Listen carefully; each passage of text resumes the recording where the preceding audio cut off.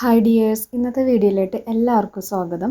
ഇന്ന് നമ്മൾ ചെയ്യാൻ ഉദ്ദേശിക്കുന്നത് ഒരു വെറൈറ്റി ആയിട്ടുള്ളൊരു വീഡിയോ ആണ്. ഇന്ന് രാവിലെ എണീറ്റപ്പോൾ മുതൽ നല്ല മഴയായിരുന്നു, അതുകൊണ്ട് തന്നെ നല്ല തണുപ്പും ഉണ്ടായിരുന്നു. രാവിലെ ഒരുപാട് കഷ്ടപ്പെട്ടിട്ടാണ് കേട്ടോ എണീറ്റത് പോലും.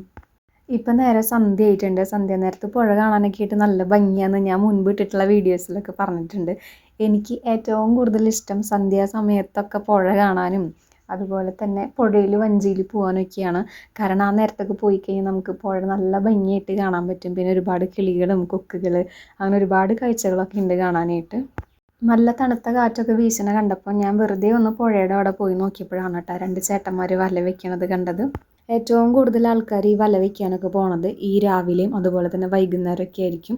ഉച്ച ടൈം എന്ന് പറയുന്നത് നല്ല വെയിലൊക്കെ ഉള്ള ടൈമാണല്ലോ, അപ്പോൾ ആ നേരത്തൊന്നും അധികം ആൾക്കാരൊന്നും പുഴയിൽ ഉണ്ടാവാറില്ല. അങ്ങനെ അവർ വലയൊക്കെ വെച്ചിട്ട് ഒരുപാട് മീനൊക്കെ പിടിക്കുന്നത് കണ്ടപ്പോഴാണ് കേട്ടോ എനിക്കും അതേപോലെ മീനൊക്കെ പിടിച്ചാലോ എന്ന് തോന്നിയത്. അങ്ങനെ അച്ഛനും ഞാനും കൂടി പുഴയിലൊക്കെ പോയിട്ടുണ്ടായിരുന്നു മീൻ പിടിക്കാനായിട്ട്.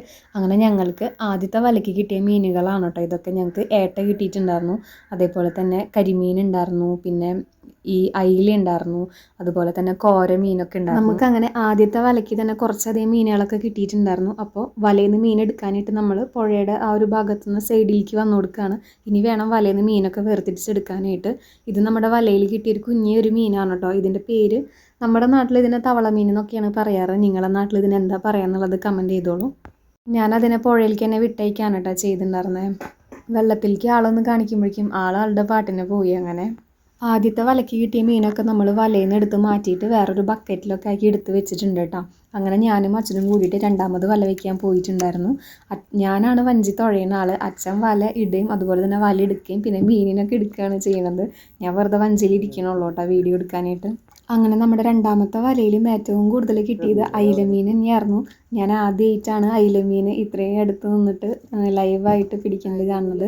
ഞാൻ വീട്ടിലൊക്കെ ഉള്ളപ്പോൾ അച്ഛനോ അല്ലെങ്കിൽ അനിയന് വലിയച്ഛനൊക്കെ വല വെച്ചിട്ട് അയിലമീനൊക്കെ പിടിച്ച് കൊണ്ടുവന്നിട്ട് കണ്ടിട്ടൊക്കെ ഉണ്ട്. പക്ഷെ ഞാനും കൂടി വഞ്ചിയിലിരിക്കുമ്പോൾ ഇങ്ങനെ അയില പിടിച്ചിട്ട് ഞാൻ ആദ്യമായിട്ടാണ് കാണുന്നത്. പിന്നെ വീഡിയോ എടുക്കാനും പറ്റി ഒപ്പം നിൽക്കണ കാരണം. പിന്നെ നമ്മൾ പൈസ കൊടുത്തിട്ടൊക്കെയാണല്ലോ ഈ അയില മേടിക്കുക. അപ്പം നമുക്കിത് ഫ്രീ ആയിട്ടെന്നല്ല, നമ്മൾ കഷ്ടപ്പെട്ടിട്ട് കിട്ടണം തന്നെയാണ്. എന്നാലും നമ്മൾ വഞ്ചിയിലൊക്കെ പോയിട്ട് ഇങ്ങനെ കിട്ടുമ്പോൾ അത് ഭയങ്കര സന്തോഷം തോന്നി എനിക്ക് ആ നേരത്തെ ഇത് കണ്ടപ്പോൾ. കുറേ അയില മീനൊക്കെ പെട്ടിട്ടുണ്ടായിരുന്നു. അപ്പോൾ അച്ഛൻ അതൊക്കെ വലയിൽ നിന്ന് ഇങ്ങനെ മാറ്റിയെടുക്കുകയാണ്. കുറച്ച് ടൈം വേണം ഈ വലയിൽ നിന്ന് ഈ മീനൊക്കെ മാറ്റിയെടുക്കാനായിട്ട്. പിന്നെ നമുക്ക് അയില മാത്രമല്ല കേട്ടോ, നമുക്ക് നല്ല വലിയൊരു കരിമീൻ കൂടി കിട്ടിയിട്ടുണ്ടായിരുന്നു. കരിമീൻ പിന്നെ എല്ലാവർക്കും നല്ല പരിചയമുള്ള മീനാണല്ലോ. പിന്നെ കോര, ഈ കടലിലൊക്കെ ഉണ്ടാകുന്ന മീനാണ് കോര. അതിന് ചെറിയ കുട്ടികളൊക്കെയാണ് കേട്ടോ ഉണ്ടായിരുന്നത്. വലിയ ചെറുപ്പമല്ല, എന്നാലും വലിയ കുഴപ്പമില്ലാത്തൊരു വലിപ്പത്തിലൊക്കെ ഉണ്ടായിരുന്നു. അങ്ങനെ നമ്മൾ മീനിനെ വലയിൽ നിന്നൊക്കെ ഇങ്ങനെ എടുക്കണ നേരത്താണ് വഞ്ചിയുടെ ഉള്ളിൽ വെള്ളത്തിൽ ഇങ്ങനെ കുഞ്ഞേ മീൻകുട്ടികളൊക്കെ ഇങ്ങനെ ഓടിക്കളിക്കണ കണ്ടത്.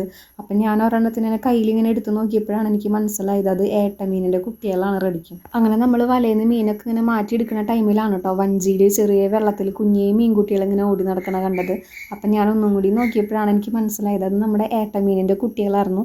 അപ്പം നമ്മളതിൻ്റെ അമ്മേനെയും കുട്ടികളൊക്കെ ഒരു കുഞ്ഞേ പാത്രത്തിലാക്കിയിട്ട് പുഴയിലേക്ക് തന്നെ വിട്ട് കൊടുക്കുകയാണ് കേട്ടോ ചെയ്തിട്ടുണ്ടായിരുന്നത്. അതെന്താണെന്ന് വെച്ചിട്ടുണ്ടെങ്കിൽ നമ്മളത് വീട്ടിൽ കൊണ്ടുപോയിട്ട് അവരെ എങ്ങനെ നമുക്ക് വളർത്താൻ നോക്കിയാലും നമുക്ക് വളർത്താൻ പറ്റില്ല. അത് പുഴയിൽ തന്നെയേ വളരുള്ളൂ. അതുകൊണ്ടാണ് നമ്മളതിനെ പുഴയിലേക്ക് തന്നെ പറഞ്ഞു വെച്ചത്. വീട്ടിലേക്ക് കൊണ്ടുപോയി കഴിഞ്ഞാൽ ചിലപ്പോൾ അത് ചത്തുപോകും.